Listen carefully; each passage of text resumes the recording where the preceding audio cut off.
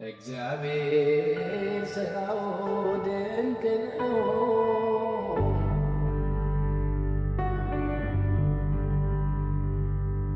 ጊዜ መቁጠር ከመጀመሩ በፊት ዓለማት ከመፈጠራቸው በፊት ምን ነበር?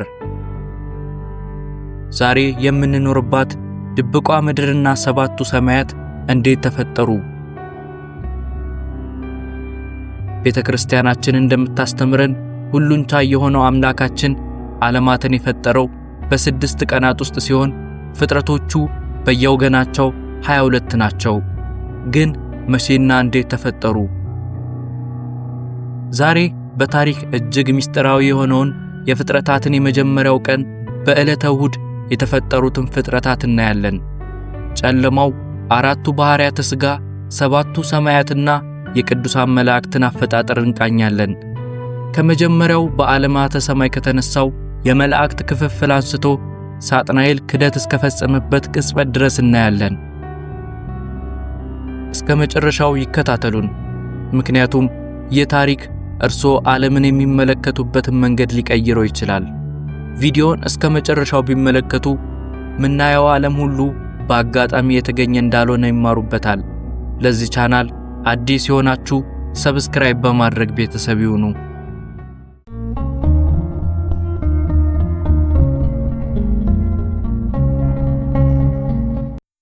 በስመ አብ ወወልድ ወመንፈስ ቅዱስ አሃዱ አምላክ አሜን።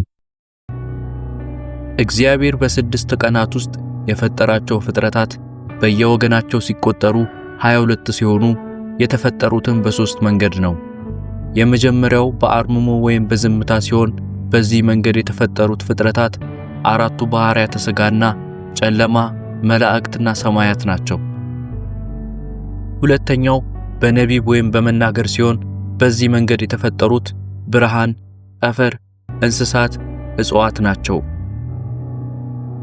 ሶስተኛው በገቢር ወይም በመስራት ሲሆን በዚህ መንገድ እግዚአብሔር የፈጠረው ሰውን ብቻ ነው።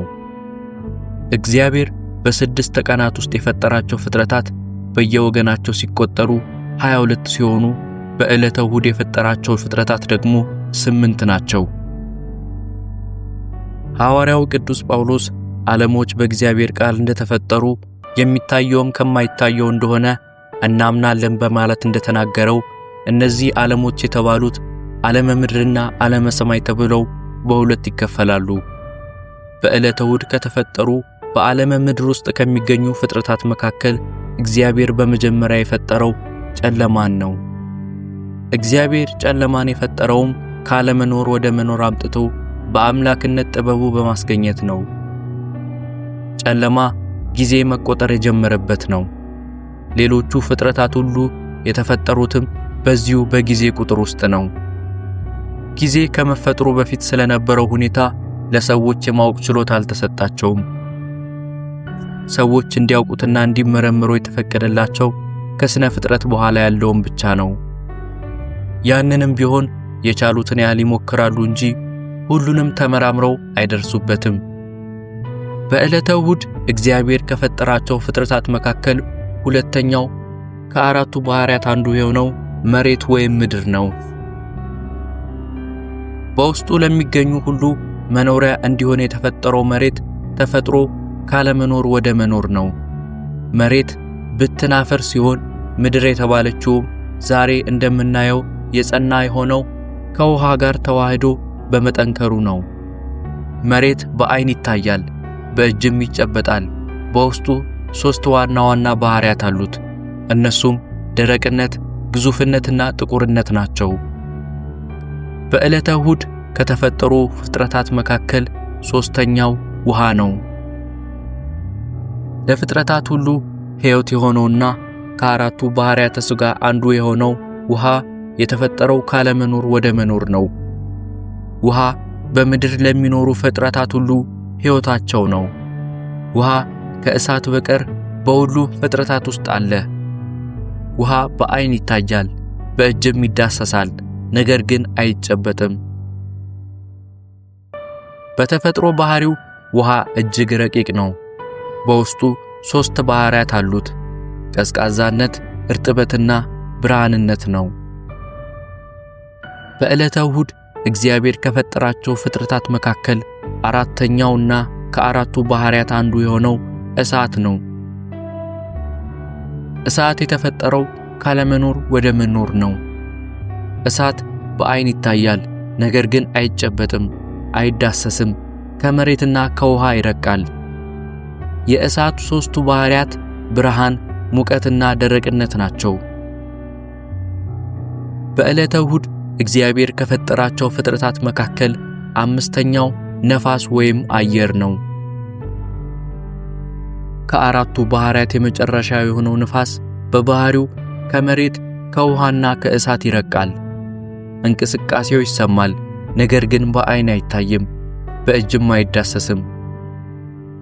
ነፋስ 3 ባህሪያት አሉት። እነርሱም እርጥበት፣ ረቂቅነትና ጥቁርነት ናቸው። ጥቁርነት የነፋስ ባህሪ ነው መባሉ በአይን ታይቶ ሳይሆን ከጨለማ ጋር ባህሪው በመስማማቱና ተለይቶ ባለመታወቁ ነው። ነፋስ የተፈጠረው ከምንም ወይም ካለመኖር ወደ መኖር ነው። አራቱ ባህሪያት ለፍጥረታት ሁሉ መሰረት ናቸው። እግዚአብሔር አራቱ ባህሪያትን ያስገኛቸው ካለመኖር ወደ መኖር አምጥቶ ነው። በዕለተ እሁድ እግዚአብሔር ከፈጠራቸው ፍጥረታት መካከል በዓለመ ሰማይ ውስጥ ከሚገኙት ለፍጥረቱ 6ኛ የሆኑት 7ቱ ሰማያት ናቸው።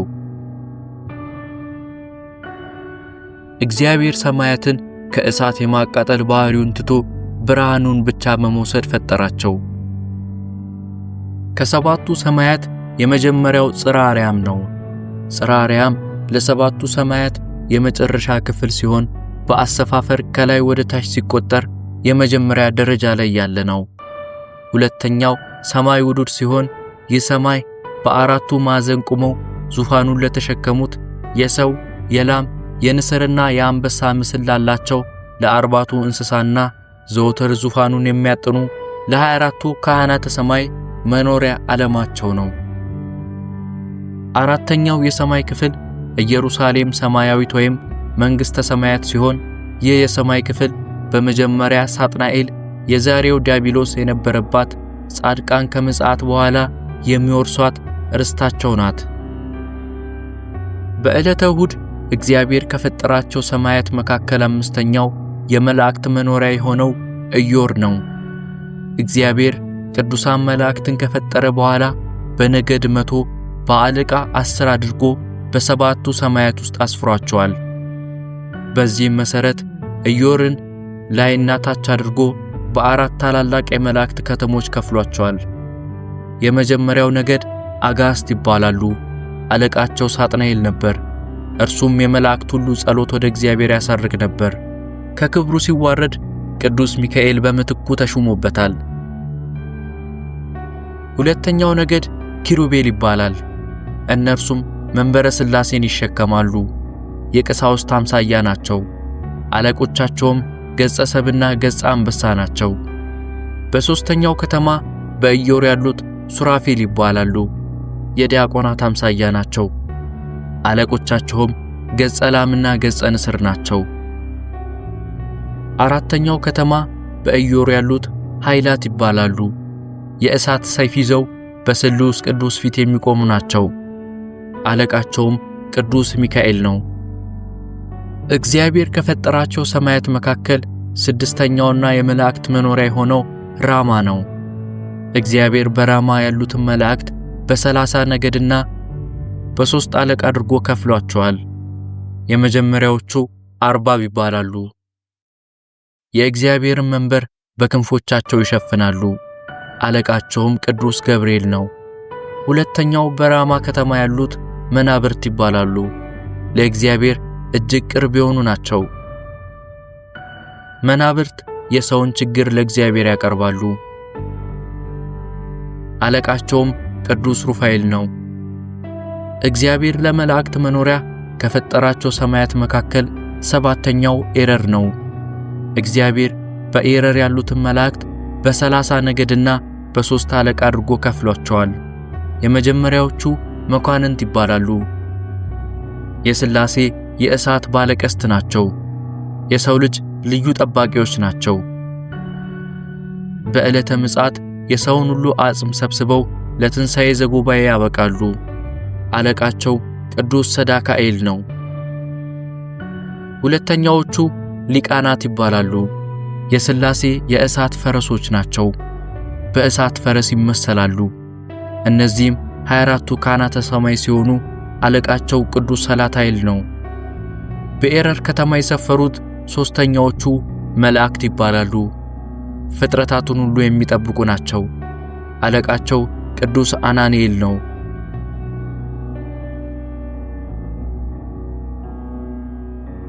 ሦስቱም የመላእክት ዓለሞች መኖሪያዎች ሲሆኑ ከዳግም ምጽአት በኋላ ወደ አለመኖር ሲያልፉ ቅዱሳን መላእክት ከጻድቃን ጋር በመንግሥተ ሰማያት ይጠቃለላሉ።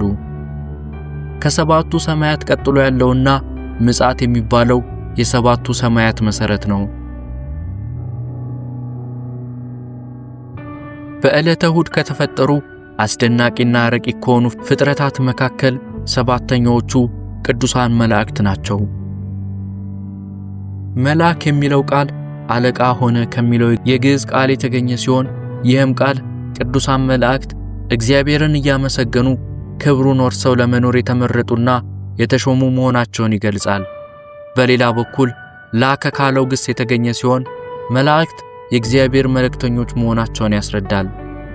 የመላእክት አፈጣጠር ከምንም ወይም ካለመኖር ወደ መኖር ነው። በመዝሙረ ዳዊት ምዕራፍ 103 ቁጥር 4 እና በዕብራውያን መልእክት ምዕራፍ 1 ቁጥር 7 ላይ መላእክት ከእሳትና ከነፋስ እንደተፈጠሩ የተገለጸው ረቂቅነታቸውንና ለአገልግሎት ፈጣን መሆናቸውን ለማስረዳት ነው። ከእሳትና ከነፋስ ተፈጥረው ቢሆን ኖሮ የሚሞቱ ይሆኑ ነበር። መላእክት ግን የሥጋ ባህሪ ስለሌላቸው አይሞቱም። መላእክት ጾታ የላቸውም፣ ነገር ግን የሚጠሩት በወንድ አንቀጽ ነው። መላእክት ረቂቃን መናፍስት ስለሆኑ በዓይን አይታዩም። መላእክት ብዙ አገልግሎት አላቸው። ከነዛም አገልግሎታቸው መካከል ዋነኛው ያለ እረፍት እግዚአብሔርን ማመስገናቸው ነው። መላእክት ከእግዚአብሔር ወደ ሰዎች ይላካሉ፣ እንዲሁም የሰዎችን ጸሎት ያሳርጋሉ፣ የእግዚአብሔር ወዳጆችንም ይጠብቃሉ። መላእክት የተፈጠሩት በመጀመሪያው ቀን እሁድ ነው። ከብዛታቸውም የተነሳ ቁጥራቸው አይታወቅም። መላእክት በመቶ ነገድ የተከፈሉ ሲሆን ለየነገዱም አለቃ አላቸው። ሳጥናኤል የዛሬው ዲያብሎስ ለመጀመሪያው ነገድ አለቃ ነበር። ሳጥናኤል የመጀመሪያ የክብር ስሙ ነው። እግዚአብሔርን ሲክድ ስሙ ተወሰደበት። መላእክት በመቶ ነገድ የተከፈሉ ሲሆን በየነገዳቸውም አለቃ አላቸው። እግዚአብሔር መላእክትን ፈጥሮ በተሰወረባቸው ጊዜ አይምሯቸው ጠያቂ አገናዛቢ ነውና ማን ፈጠረን፣ ከየት መጣን እያሉ እርስ በርሳቸው ሲጠያየቁ በቦታና በማዕረግ ታላቅ የነበረው መልአክ ሳጥናኤል ማንም ሳያሳስተውና ሳይመክረው ሐሰትን ለመጀመሪያ ጊዜ ከልቡ አንቅቶ እኔ ፈጠርኳችሁ ብሎ በድፍረት ተናገረ። በዚህ ጊዜ ቅዱስ ገብርኤል የፈጠረን አምላካችን እስኪገለጥልን ድረስ በያለንበት እንጽና ብሎ አረጋጋቸው። በመላእክቱ ዘንድ ታላቅ መከፋፈል ሆነ። ሳጥናኤልን አንተ ፈጠርከን ብለው ከሱ ጎን ነበሩ፣ ባሉበት ጸንተው ይቆሙም ነበሩ። ከሁለቱም ሳይሆኑም መሃል ላይ ቀርተው የነበሩም ነበሩ። ቅዱስ ገብርኤል በያለንበት እንጽና ብሎ ባረጋጋቸው ጊዜ እግዚአብሔር ብርሃን ይሁን ብሎ ብርሃን በተፈጠረ ጊዜ ሳጥናኤል ምንም መፍጠር የማይችል የውሸት የምኞት አምላክ መሆኑ ተገለጠበት። በስህተቱም ተጸጽቶ ሊመለስ ስላልቻለ ቅዱሳን መላእክት በሰልፍ በጦርነት ተዋግተው ማዕረጉን ነጥቀው ከነበረበት የክብር ቦታ ከመንግሥተ ሰማያት ወጥቶ ከነሰራዊቱ ወደ ጥልቁ ተጣለ። አጋንንት መልካቸው እየተለዋወጠ በብርሃን መልአክና በተለያየ የሰው መጠን መስለው ሰዎችን ከእግዚአብሔር መንገድ ያስታሉ። ዕለተ እሁድ ሌሊቱም 12 ቀኑም 12 በድምሩም 24 ሰዓታት አንድ ቀን ተብለው የመጀመሪያው ቀን ተቆጠረ። የመጀመሪያው የፍጥረት ቀን የሆነው ዕለተ እሁድ 8 ታላላቅና ምስጢራዊ ፍጥረቶች የተፈጠሩበት ቀን እንደሆነ ተመልክተናል። እኚህ ሁሉ ፍጥረታት የተፈጠሩት በ24 ሰዓታት ውስጥ ብቻ ነበር።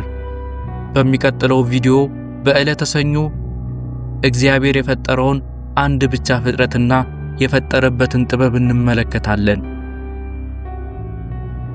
ኦርቶዶክሳዊ ትምህርቶችና የቅዱሳን ታሪክ የሚቀርብበት ይህን ቻናል ሰብስክራይብ በማድረግ ቤተሰብ ይሁኑ። ቪዲዮውን ከወደዱትና ከተማሩበት እግዚአብሔር ሥራው ድንቅ ነው እያላችሁ በኮሜንት ይጻፉልን። የደውል ምልክቷን ቢጫኑ ሌሎች የምሰራቸው ቪዲዮዎች በፍጥነት ይደርሳቸዋል። ላይክ በማድረግ ለሌሎች እንዲደርስ ያግዙን። በቀጣይ ቪዲዮ እስከምንገናኝ የእግዚአብሔር ሰላም ከሁላችን ጋር ይኑር። ወስብሐት ለእግዚአብሔር። አሜን።